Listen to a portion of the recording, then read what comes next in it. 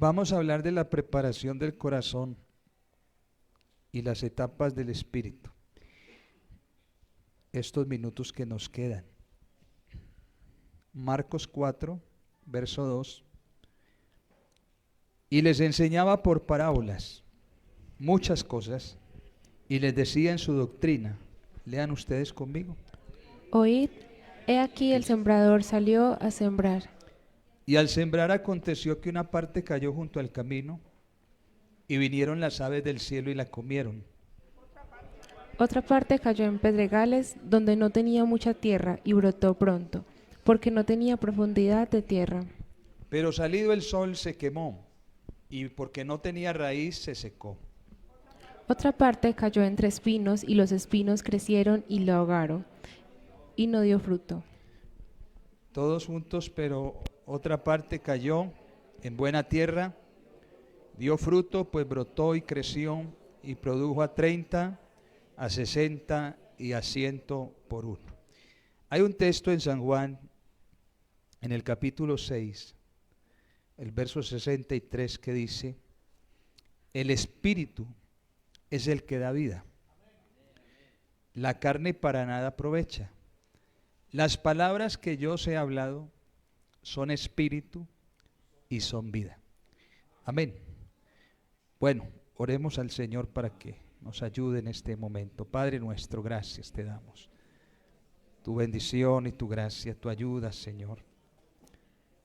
Que tu palabra en esta noche también podamos absorberla, Señor, llevarla al corazón, que es lo que necesitamos. Obra en nosotros, obra en cada uno de los que estamos aquí reunidos, los que están viendo la transmisión también en sus casas, en sus lugares, puedan también comprender tu plan, tu propósito esta noche por tu palabra. En el nombre de Jesús. Amén. En el nombre de Jesús. Siéntense, tengan la bondad, hermanos. La preparación y las etapas del espíritu. Estaba investigando o haciendo una búsqueda un poco, digámoslo así, es exhaustiva de lo que significa el corazón humano. Y nos damos cuenta que este es el todo del hombre.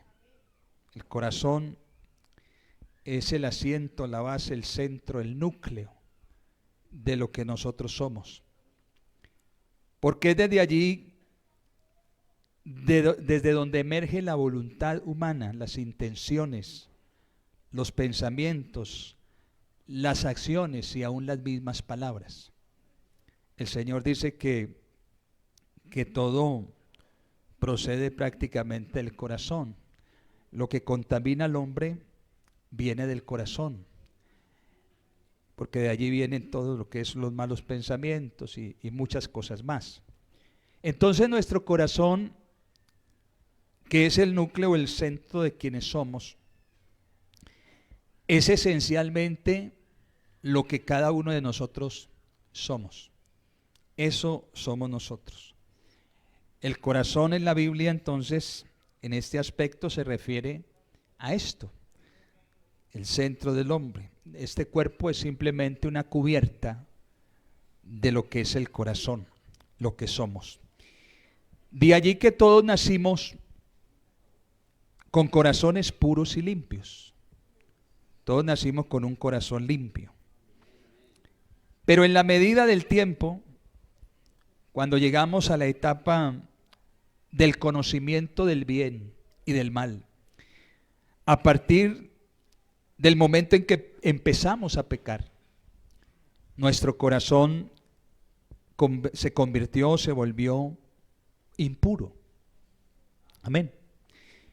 Cuando decidimos seguir al Señor para comenzar a hacer la voluntad de Dios, cuando entregamos nuestras vidas a Cristo, Dios entonces inició un proceso de limpieza y de purificación en nuestros corazones, en nuestras vidas. Por eso el salmista David dice, cuando David en el Salmo 51 escribe esas palabras, ese poema, ese cántico de penitencia, él expresa y le dice al Señor: crea en mí, oh Dios, un corazón limpio y renueva un espíritu recto dentro de mí. Habla de lo que es Él, de lo que ha hecho, de la falla, del error que ha cometido. Ahorita la hermana leía un salmo, el Salmo 24, y nosotros creemos que ese salmo es para nosotros. Pero este es un salmo profético, que habla solamente de un ser que lo puede cumplir. En el verso 3 dice, y escribe, con signo de interrogación el salmista: ¿quién subirá al monte de Jehová? ¿Quién estará en su lugar santo? El limpio de manos y puro de corazón, el que no ha elevado su alma a cosas vanas ni jurado con engaño. Ningún ser humano puede cumplir esto.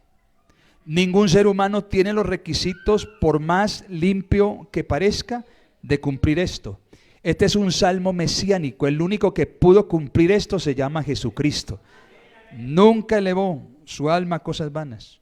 Nunca juró con engaño. Siempre fue limpio de manos y puro de corazón. Pero nosotros nos ensuciamos el corazón. De ahí que necesitamos que Dios nos limpie, que Dios nos prepare. Y una de las cosas que los muchachos, los jóvenes y hermanos que van a estar en el programa este fin de semana, el campamento, debemos y deben tener en cuenta es este aspecto: la buena preparación del corazón. Nuestro corazón no se vuelve impuro cuando simplemente somos tentados. Se vuelve impuro cuando permitimos que la tentación del mal se convierta en nuestra caída. Eso es lo que hace que nuestro corazón se ensucie y muchas veces hasta se endurezca. A veces caemos en el pecado, pero una caída en sí no significa que nuestro corazón sea inmundo. Permítame. Es la reacción a la caída, la prueba de lo que hay en nuestro corazón. Escúcheme. Si usted cae y se aflige, se lamenta y se arrepiente, porque el hombre y la mujer convertida a Dios, que le fallamos al Señor, no dicen amén, pero todos fallamos. Se produce en nuestro corazón, en nuestra vida, un sentido de culpa y de dolor y de aflicción. Y eso nos debe mover al arrepentimiento genuino, al arrepentimiento prontamente. Volvernos a Dios. Entonces tendremos un corazón puro que está abierto para que el Señor siga operando en él. Pues solo Jesús tiene la facultad para perdonarnos aún de inmediato. ¿Cuántos lo creemos así? Pero si dejamos pasar el tiempo y no nos importa y no hay arrepentimiento, entonces estamos endureciendo el corazón y muy posiblemente ese corazón se volverá impuro y estará cerrado para Dios obrar. Por eso es que el salmista decía que cuando él ocultó, guardó su pecado, entonces no prosperó, que era como sus huesos se pegaban a su piel. Pero el día que pudo salir delante del Señor y expresar con libertad, entonces ahí fue cuando sintió la libertad, sintió la paz, sintió de nuevo que Dios le había perdonado y que le había limpiado el corazón. Vamos a mirar en Proverbios un momentico que dice la palabra en el capítulo 4. Proverbios 4:23. Sobre toda cosa guardada, guarda tu corazón, porque de él mana la vida. Y en Mateo capítulo 12, el verso 34 y 35, también dice lo siguiente. Mateo 12:34, sí. Generación de víboras, ¿cómo podéis hablar lo bueno siendo malos? Porque de la abundancia del corazón habla la boca. Y el verso 35, el hombre bueno del buen tesoro del corazón saca cosas buenas. Y el hombre malo del mal tesoro saca malas cosas. Lo que está en nuestro corazón entonces se convierte realmente en lo que somos, nuestra vida. Por eso es que el Señor nos insiste aquí en la preparación del corazón, que tengamos nuestro corazón preparado. En la parábola del sembrador que leímos al principio, el Señor Jesucristo utiliza la palabra como una buena y gran semilla. La parábola del sembrador está hablando de una semilla que se va a sembrar en 4 tipos diferentes de terrenos. Aquí lo habla el Señor. La palabra entonces viene a ser ¿qué? La semilla, o como dijera el apóstol Pedro también, la simiente. La Biblia dice en 1 de Pedro 1:23, siendo renacidos no de simiente ¿qué? Corruptible, sino de incorruptible por la palabra de Dios que vive y permanece para siempre. La palabra es la semilla, la palabra es la simiente.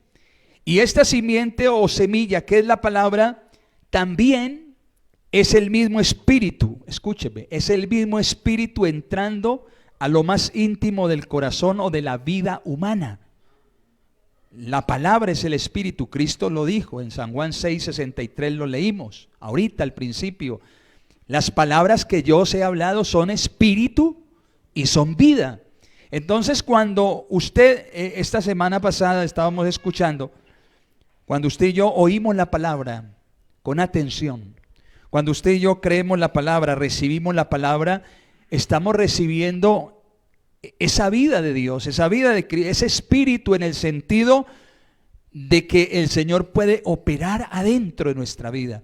Por eso la importancia de que nuestro corazón esté preparado no solamente para recibir la palabra, sino también para hacer lo que nos manda la palabra que hagamos. Alabanzas al Señor. Entonces en la parábola del sembrador está esto. Se hace una representación muy clara de la condición del terreno de los corazones humanos. Y en la parábola del sembrador aquí se presentan 4 tipos de corazones. Usted lo leyó ahorita, conoce muy bien. El primer tipo de terreno o de corazón es un corazón duro. Corazón duro. El segundo, un corazón superficial. El tercero es un corazón lleno de las cosas de este mundo. Y el cuarto al que se refiere el Señor de aquí, cuando habla del terreno o la buena tierra, habla de un corazón fértil o de un corazón fructífero. Y es a donde nosotros debemos apuntarle en esta noche.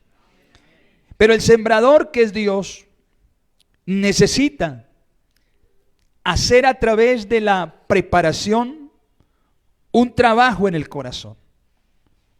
Y es lo que Dios ha venido haciendo durante años, los que llevamos un tiempo en el camino, los que están comenzando, bueno, en fin, desde el día que usted comenzó a oír la palabra, el Señor empezó a hacer a través de esa preparación una labor, una obra, un trabajo. Lo primero que comienza a hacer es limpiar la tierra, limpiar el corazón.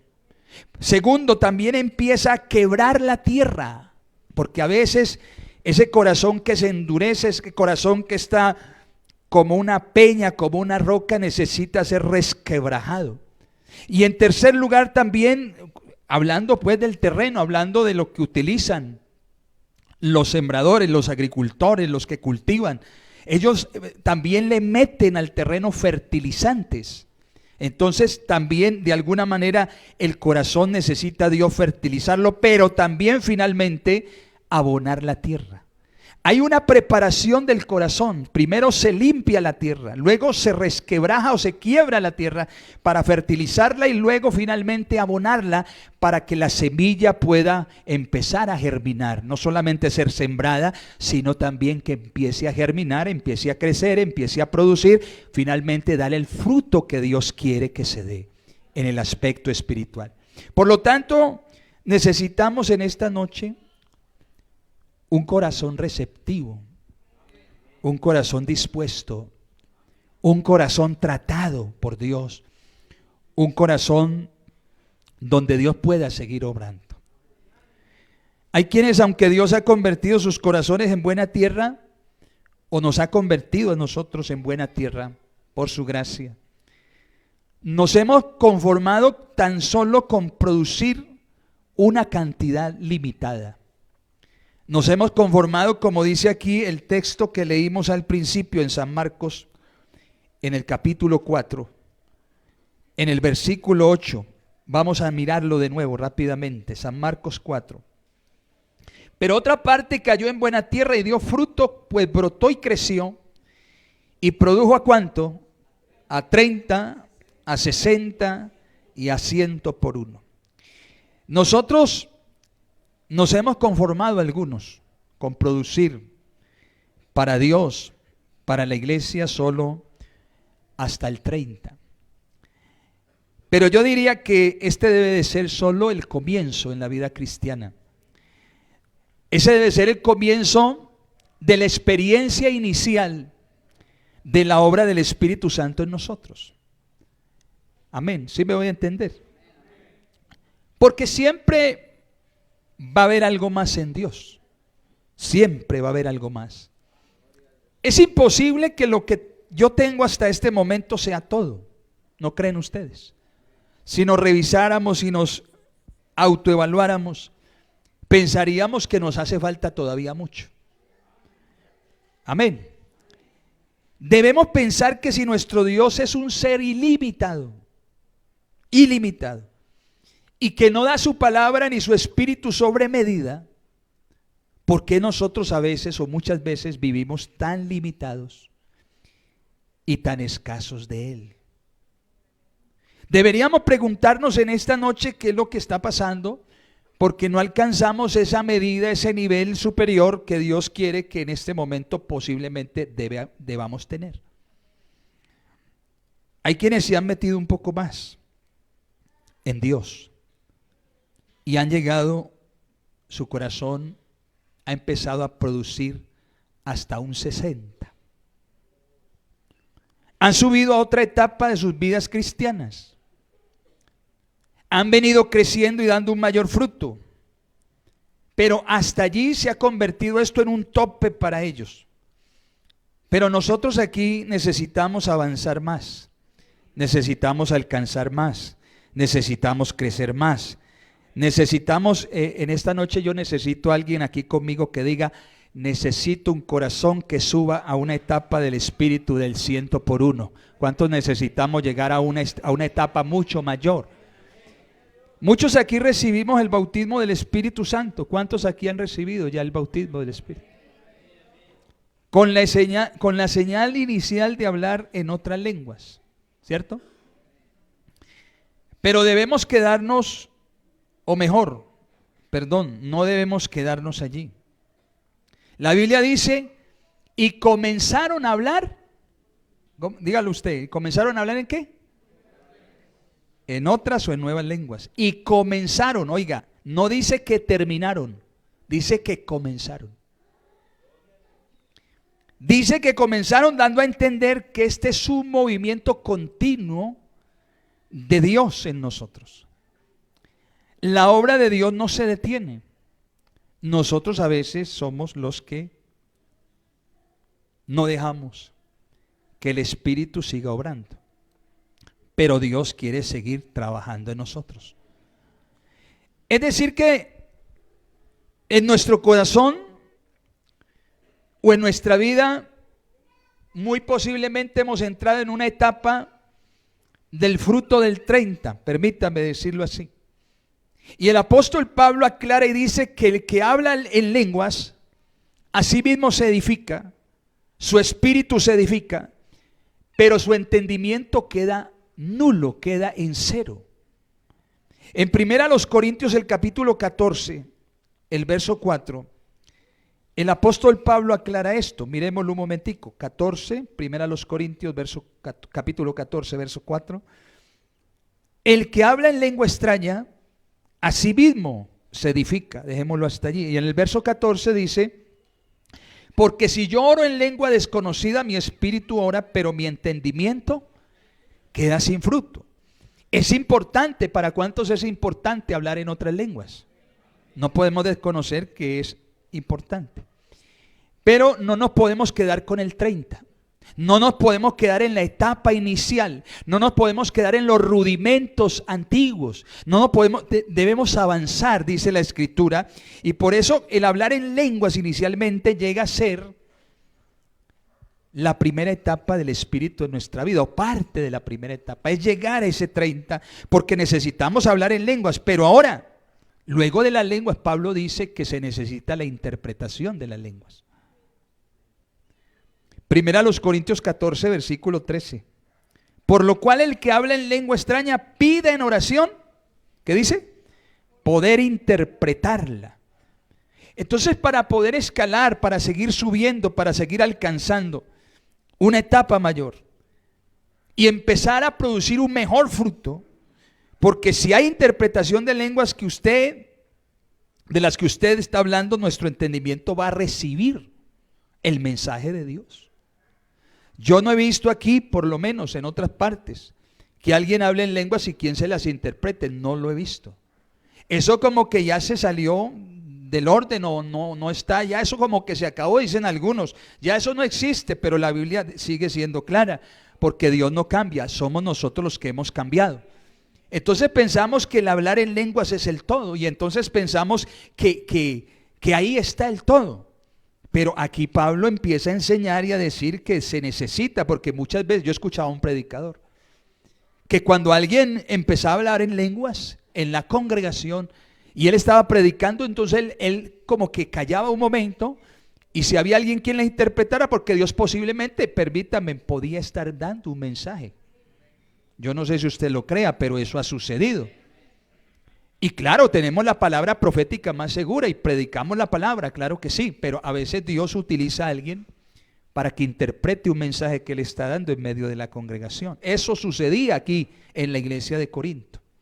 Entonces nosotros necesitamos avanzar. Nuestro entendimiento necesita recibir un mensaje claro de Dios. Cuando alguien interpreta las lenguas en la iglesia, no solo se edifica a sí mismo, sino que ahora edifica la iglesia. Gloria a Dios. ¿Estamos aquí o no? Pablo pudiera decirnos en esta noche: no te quedes solo con el 60 del fruto. No te quedes en ese nivel o esa etapa del espíritu. Avanza, sigue avanzando. Porque existe en Dios, según lo que yo leo aquí, aunque la aplicación que le estoy dando, usted puede decir, no, eso no se refiere. Esto se está refiriendo a que en Dios, hermanos, hay abundancia. En Dios no hay medida. En Dios, hermano, Dios hace que su espíritu y su palabra rebose en nuestros corazones. En Dios no hay un límite. Nosotros somos los que nos limitamos. Nosotros somos los que le ponemos el límite. Amén. Entonces Pablo pudiera decir todo esto. Y dice Pablo que el que profetiza es mayor que el que habla en lenguas. ¿Sí lo ha leído ahí mismo en el capítulo 14? Lea la segunda parte del versículo 4. Pero el que profetiza edifica la iglesia. Y el verso 5. Así que quisiera que todos vosotros hablaseis en lenguas, pero más que profetizaseis, porque mayor es el que profetiza que el que habla en lenguas, a no ser que la interprete para que la iglesia reciba edificación. Gloria al Señor. Gloria al nombre del Señor. Debemos, hermanos, anhelar en Dios a través de la preparación del corazón, que Él está obrando en nosotros una vida en el Espíritu con un mayor nivel, una vida plena al 100%. ¿Será que se puede o no? ¿Será que se va a poder o no? Porque cuando alguien profetiza, dice la Biblia que aún los indoctos y los incrédulos van a decir, verdaderamente Dios está entre ellos. Eso es lo que dice la palabra. Y necesitamos no solo edificarnos a nosotros mismos, porque bueno, cuando usted habla en lenguas, usted va al campamento y va a hablar en lenguas posiblemente, Pero qué tan bueno sería también que haya otros dones que Dios derrame muchos, y que haya interpretación, y que haya profecía, y que haya diversos dones, ministerios. Dios lo puede hacer con la iglesia en Villalía, porque para Él no es difícil, para Él todo es sencillo. Alabanzas al Señor. Necesitamos edificarnos a nosotros mismos, necesitamos edificar la iglesia, pero también necesitamos edificar a aquellos que todavía no conocen a Dios. Amén. En la etapa del Espíritu al 30, porque estoy mirando aquí en las etapas del Espíritu, permítanme. Es como en la antigüedad, en el tabernáculo de Israel. Ustedes lo han escuchado, lo han estudiado, lo han leído en la Escritura. El tabernáculo que Dios mandó a preparar para el pueblo de Israel acercarse ante Dios tenía 3 etapas o secciones generales e importantes. La primera etapa era el atrio exterior, y nosotros necesitamos pasar de ese atrio, porque ese es el 30 de la etapa del primer nivel en la vida cristiana que Dios produce por su Espíritu y su palabra, y nos hace quedar allí, en el atrio exterior. Es como tener tan solo una experiencia. Cuando nosotros hablamos en lengua, está bien, hay que pasar por esa etapa. ¿Cuántos creemos que la iglesia necesita ser bautizada con el Espíritu Santo con la evidencia inicial de hablar en otras lenguas? Pero esa es la primera etapa. Esa es la etapa del atrio, donde muchos llegan, donde muchos se quedan. Y muchos se han quedado solo con esa experiencia de atrio. Allí en el atrio, los israelitas, los que estaban allí, eran los penitentes, era la multitud.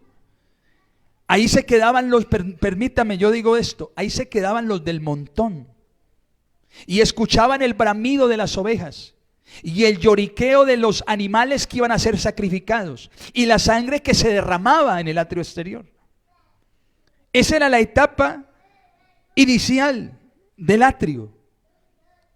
Y es allí donde se escuchan las quejas, y se escucha el murmullo, y se oye la crítica de los demás, donde somos alumbrados, o eran alumbrados en ese tiempo y en ese lugar, por la luz del sol.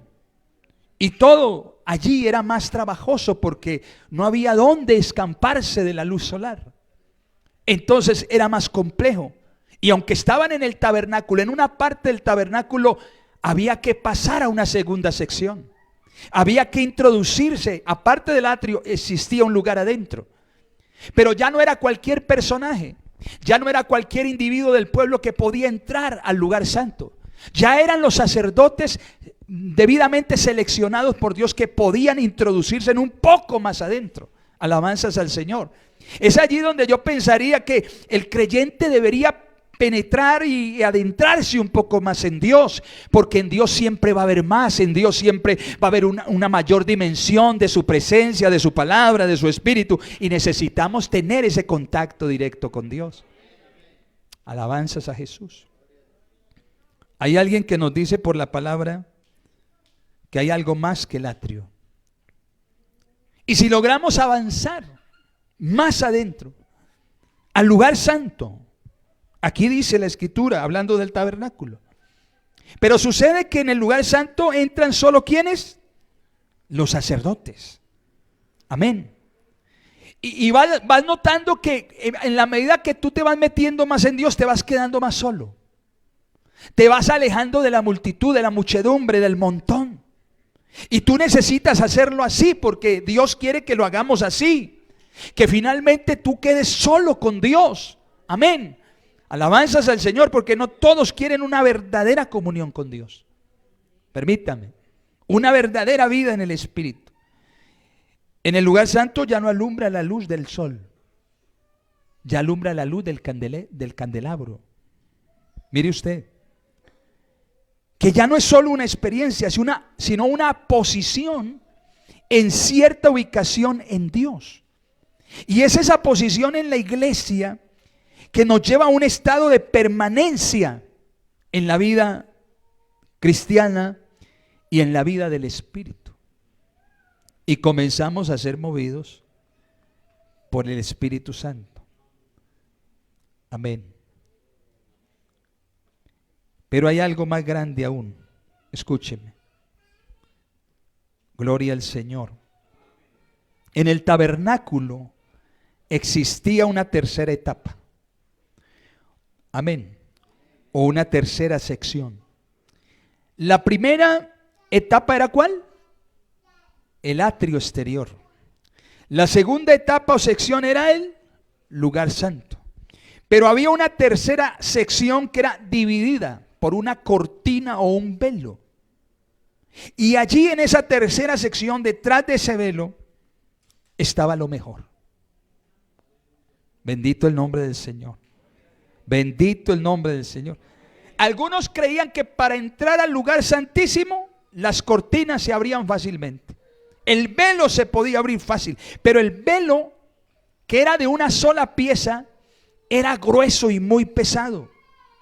Y allí ya no entraba un simple sacerdote. Ahí solamente podía entrar el sumo sacerdote. O sea que en la medida que tú te vas entrando en la vida del Espíritu, tú te vas metiendo en la palabra, tú te vas metiendo más con Dios, Dios te va introduciendo más y más, Dios te va llenando más, Dios te va a dar mucho más y va a seleccionar hombres y mujeres, porque permítame, aunque es para todos, no todos quieren. Gloria al nombre de Jesús. Antiguamente solamente el sumo sacerdote en Israel podía entrar al lugar santísimo una vez al año, una sola vez. Pero ahora el Señor, después de que muere en la cruz del Calvario, la Biblia dice que el velo del templo se rasga de arriba para abajo y se abre un camino nuevo y vivo por donde todos los que querramos entrar, hermanos, tenemos libertad para entrar al lugar santísimo, a la misma presencia de Dios. Gloria al Señor. Gloria al Señor. Pero mire lo que tenía que hacer el sumo sacerdote para poder entrar. Tenía que hacerlo arrastrándose, hincado sobre sus rodillas. Y eso es lo que muchos tal vez hoy en día no queremos hacer.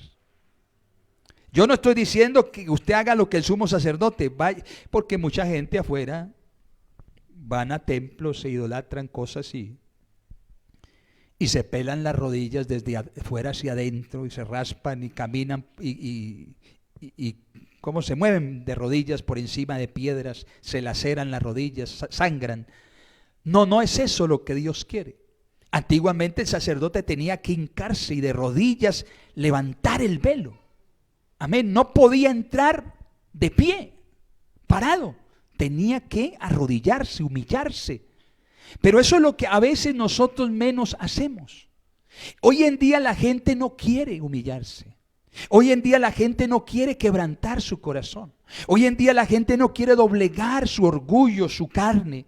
Hoy en día la gente no quiere renunciar al pecado. Hoy en día no queremos, hermanos, y eso es lo que Dios quiere que hagamos, porque si queremos, hermanos, estar al 100%, necesitamos humillarnos, necesitamos reconocer nuestra condición, necesitamos renunciar, porque hay cosas que no nos convienen y que no edifican, pero no las queremos dejar. Gloria al Señor. Alabanzas al Señor. Hay cosas que nos hacen daño y no queremos bajarnos. Y no queremos reconocer y renunciar a eso para poder recibir de Dios lo que Él tiene preparado. Su plenitud, su grandeza. Amén. El sumo sacerdote no podía entrar de pie. Amén. Porque allí ya no se iba a confrontar a la luz del sol. Ya no se iba a encontrar con la luz del candelabro, sino que ahora se iba a encontrar con la luz de la gloria de Dios. Alabanzas al Señor Jesucristo. Usted no va a entrar y Dios no le va, en la medida que usted y yo lo hagamos como Dios manda, Él nos va a manifestar su gloria, pero si no, no lo va a hacer. Estamos en unos, ojalá, momentos de preparación. Amén. Y Dios nos demanda en esta noche, por su palabra, que nos limpiemos, que nos quebremos. Sí. Que quebremos lo que hay en nuestro corazón si no es de Dios. Que podamos fertilizar el corazón y abonarlo, porque el sembrador tiene que hacer esto en nuestro corazón para que nuestra vida avance en las diferentes etapas, porque en la vida cristiana está llena de eso. Y Dios quiere que vivamos de esa manera. Escúcheme, hermano, lo que le pasó al rey David, un momentico rápidamente. El rey David recibió 3 diferentes tipos de unción. No sé si usted lo ha analizado. Lo vivió en 3 diferentes etapas. Primera de Samuel 16, 12 y 13. Por primera vez David es ungido. Es ungido por el sacerdote, por el profeta Samuel. Primera de Samuel 16. La primera unción lo bendijo a él y hubo reconocimiento allí en su casa. Amén. Primera de Samuel 16, 12. Envió pues por él y le hizo entrar, y era rubio, hermoso de ojos, de buen parecer. Entonces Jehová dijo: levántate y úngelo, porque este es. Y Samuel tomó el cuerno del aceite y lo ungió en medio de sus hermanos, y desde aquel día en adelante el Espíritu de Jehová vino sobre David. Ahí fue donde recibió su primera unción. Y con esa porción, amén, del Espíritu de Dios sobre su vida, David pudo derribar a Goliat y pudo matar a Goliat. Y aunque Goliat era grande, era gigante, eso solamente era una parte de lo que Dios le había dado. Era un 30% de lo que Dios había abonado en el terreno de su corazón. Algunos nos hemos quedado allí contentos, ¿cierto? Solo con derribar a Goliat. ¿Quién es Goliat para nosotros? Bueno, ya no fumo, ya no bebo, ya no bailo, ya no soy amigo del mundo. Ese es un Goliat que hemos derribado y lo hemos tal vez matado a algunos, pero detrás de nosotros hay un ejército de enemigos que hay que enfrentar. Y algunos nos hemos quedado con eso. No, ya no participo de esto, ya no participo de aquello, pero hay que adentrarnos un poco más. Ya no digo malas palabras, ya no, bueno, pero hay que adentrarnos un poco más, porque todavía hay muchas más cosas que vencer. ¿Cuántos creemos que así es? Y necesitamos entrar a una etapa diferente, una etapa nueva con Dios. Segunda de Samuel, capítulo 2, versículo 7. En la segunda unción que David recibe, o es ungido como rey, ya va a ser ungido. Ya no de una familia o para una familia, sino que ahora va a ser ungido para ser rey sobre una tribu, la tribu de Judá. Capítulo 2, versículo 7.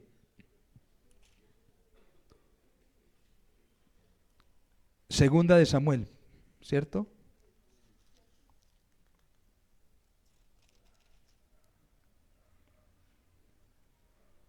Esfuércense pues ahora vuestras manos y sed valientes, pues muerto Saúl vuestro señor, los de la casa de Judá me han ungido por rey sobre ellos. En esa segunda etapa que David vive y con esa unción que Dios le da, entonces él comienza a acabar con todos los filisteos, sus enemigos más acérrimos. David recibe de nuevo ese respaldo de Dios y él acaba con esa segunda unción, permítame decirlo así, a todos sus más acérrimos enemigos, los filisteos. Pero no se quedó allí, siguió una segunda, una tercera sección. Después recibió una tercera unción. Y en la misma segunda carta o segundo libro de Samuel, en el capítulo 5, el versículo 3 y 4, David recibe una tercera unción. Dice aquí el verso 4: era David de 30 años cuando comenzó a reinar y reinó 40 años. En Hebrón reinó sobre Judá 7 años y 6 meses, y en Jerusalén 33 años sobre todo Israel y Judá. Pero dice el verso anterior, el verso 3: vinieron pues todos los ancianos de Israel al rey en Hebrón, y el rey David hizo pacto con ellos en Hebrón delante de Jehová, y ungieron a David por rey sobre Israel. Judá en ese tiempo no era el mismo Israel, eran distintos. Ya no es David rey sobre una tribu, ahora David es rey sobre toda una nación. Dios lo ungió como rey sobre Israel. Y cuando fue ungido de esta manera, entonces recibió de parte de Dios ese respaldo y acabó con el resto de sus enemigos y hubo paz sobre Israel. Necesitamos, hermanos, desarrollar en nuestras vidas y en Dios un nuevo nivel, una nueva etapa, no solamente experiencia, sino que poder continuar la vida cristiana como Dios quiere que lo hagamos y que vivamos de esa manera. Dios está preparando nuestros corazones con la palabra y con el Espíritu, no solo para derribar Goliats, no solamente para acabar con filisteos, pero también para destruir y para enfrentar y derrotar a todos los enemigos de nuestra alma. ¿Cuántos aquí anhelamos la plenitud del Espíritu? ¿Cuántos aquí anhelamos la llenura del Espíritu? Pablo dijo: si a Cristo conocimos según la carne, ya no lo conocemos así. Ahora hay que conocerlo de otra manera. Hermano, mire, los demonios, decían los discípulos cuando regresaron donde el Señor, los demonios se nos sujetan, sanamos enfermedades, los muertos resucitan. Pero todavía no hemos visto lo que es ser llenos de la plenitud de Dios. Por eso cuando Jesús resucita, su lenguaje cambia. Cuando Jesús se levanta entre los muertos, cosas que no había dicho antes de la resurrección, ahora las dice después de la resurrección. Antes de Cristo haber partido, mejor haber ido a la cruz y haber muerto, nunca había dicho palabras como estas. Después de que resucita, el Señor dice: toda potestad me es dada en el cielo y en la tierra. Yo soy el alfa y la omega, el principio y el fin, el que es y el que era, el que ha de venir, el todopoderoso. Antes de la resurrección no podía decir esto, pero después de la resurrección tuvo esa facultad y esa autoridad para poderlo decir. No solo decirlo, sino también porque estaba en esa posición. Alabanzas a Jesús, alabanzas al Señor. No temas, dice el Señor, porque yo soy el que estuve muerto, pero he aquí, o ahora, vivo por los siglos de los siglos, y tengo las llaves del Hades y del infierno. Jesús en los días de su carne, hermano, reprendió y echó fuera demonios. Pero ahora cualquier creyente que le seguimos a Él en el nombre de Jesús, Dios nos ha convertido, y permítame decirlo así, en espantafantasmas. Bajo el poder del nombre de Jesucristo, los demonios se tienen que sujetar en su nombre, en el nombre de Jesús. Todavía, hermano, mire, estaba Satanás, o está Satanás, están los principados, las potestades, los gobernadores de las tinieblas. Y durante su ministerio terrenal, el ministerio de Cristo, el Señor, como hombre y por el Espíritu, acabó con soldados rasos.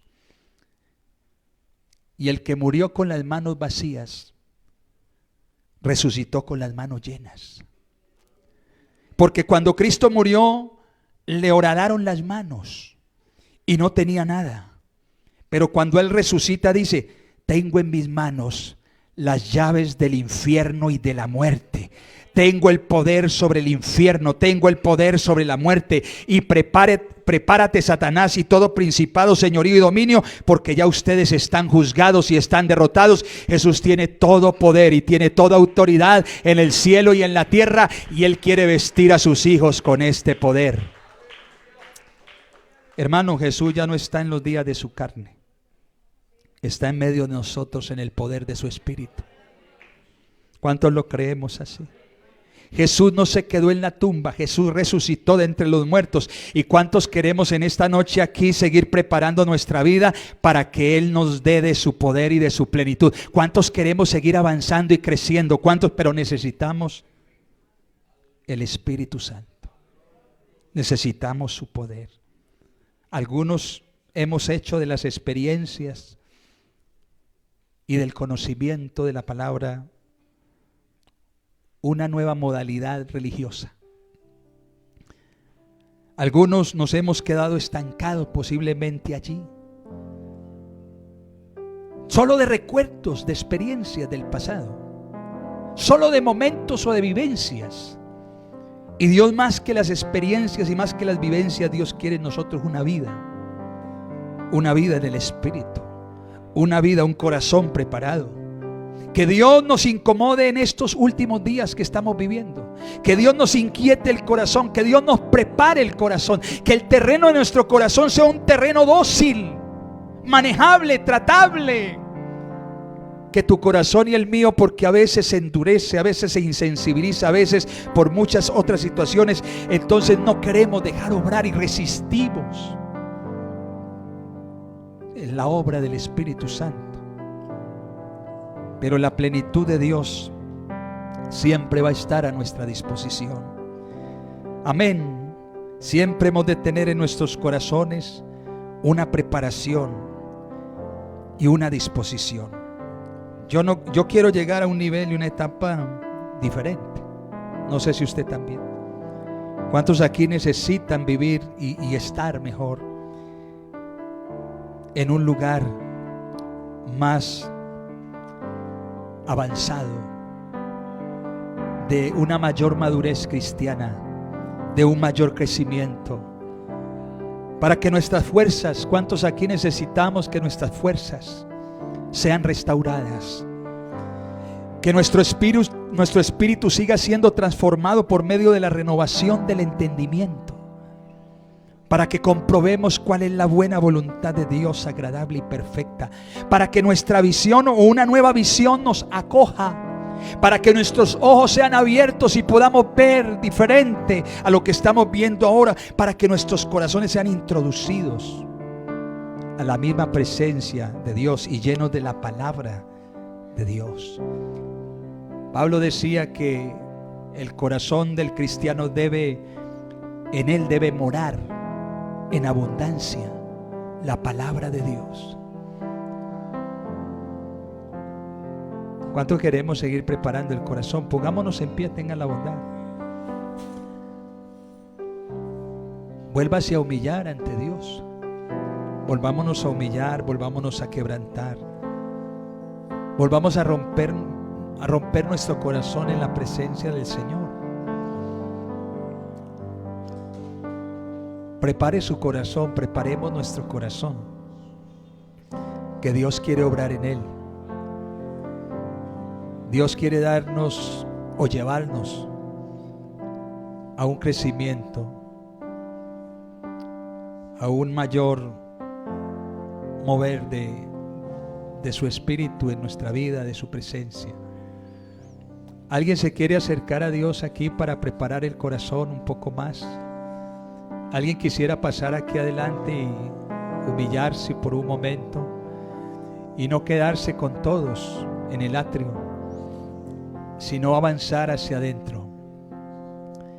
¿Y por qué no poder cantarle al Señor? ¿Por qué no le cantamos: Señor, llévame a tus atrios y al lugar santo, al altar de bronce, pero sobre todo introdúcenos en el lugar santísimo, donde ya no me veo yo, no veo la multitud, no veo los demás sacerdotes, sino que ahora veo la gloria de Dios?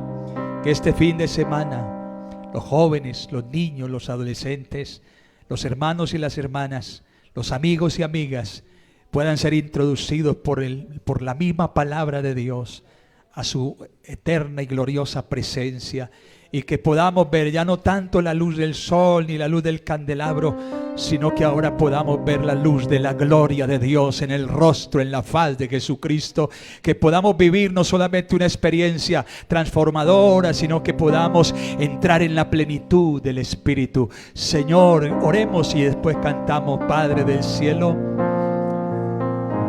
nos humillamos ante ti, nos postramos ante tu altar, ante tu presencia. Este es un momento especial donde podemos, Señor, alejarnos un poco del bramido, del murmullo, de lo que dicen otros. Yo quiero adentrarme un poco más. Yo quiero estar un poco más a solas contigo.